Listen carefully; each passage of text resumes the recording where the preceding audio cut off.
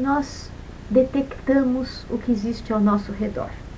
Bom, os seres humanos usam os sentidos, não é? Então, os principais deles são a audição, quando a gente pode tocar o tato, e a visão.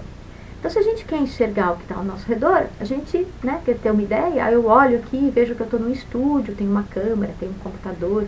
Mas e se eu quiser enxergar dentro do computador, ou dentro da matéria, né? Ou dentro do meu cabelo? Eu vou lá e pego um microscópio.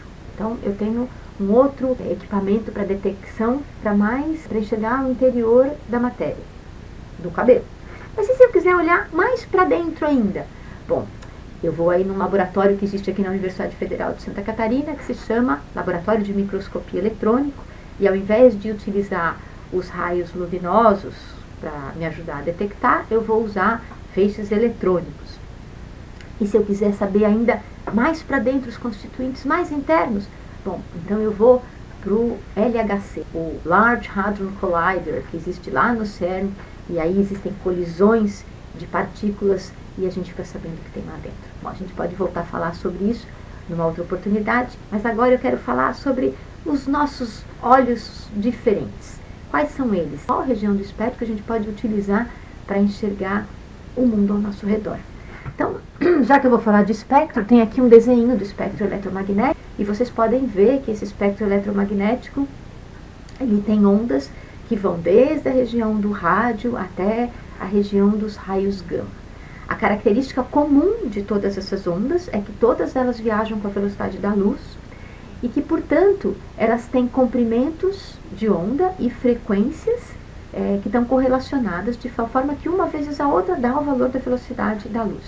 Isso significa que o maior comprimento de onda significa uma menor frequência e vice-versa. Muito bem, se a gente falar do espectro, a parte visível do espectro eletromagnético propriamente dita, é colocado para vocês nessa imagem. Então ela vai desde o violeta até o vermelho. É isso o que o nosso equipamento de detecção visual, os nossos olhos, enxergam. Só o que está no visível. Mas isso não quer dizer que a gente não possa utilizar as outras partes do espectro eletromagnético para enxergar de formas diferentes. Por exemplo, aqui tem uma imagem, certo? O mesmo objeto visto com diferentes regiões do espectro eletromagnético.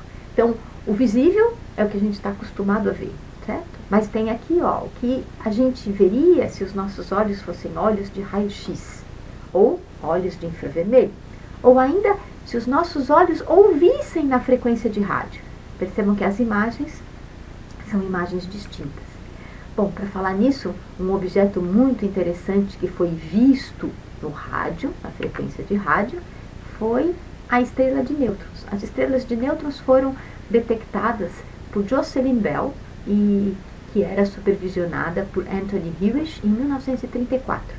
Esse é um caso emblemático, porque quando ela ouviu aquela com frequências tão bem definidas, ela chegou a pensar, e as pessoas que estavam em volta dela que eram seres extraterrestres tentando se comunicar conosco. E aí surgiu aqui esse livrinho, O Caso dos Little Green Men. Bom, mas na verdade não era nada disso, eram apenas estrelas de nêutrons, também conhecidas como pulsares, que são remanescentes de explosões de supernova. Na verdade, isso quer dizer que são objetos ou cadáveres estelares que sobrevivem à morte de uma estrela massiva. Então, quando um objeto, uma estrela tem da ordem de 8 massas solares, por exemplo, ela tem uma morte bem violenta, conhecida como supernova. E o que sobra dessa morte violenta é uma estrela de nêutron ou um pulsar. Então, vamos ouvir o que a Jocelyn Bell ouviu quando detectou esses pulsares na frequência de rádio. Então, temos aqui, esse é o primeiro deles, ou um outro aqui, muito mais rápido, mas sempre com frequência constante.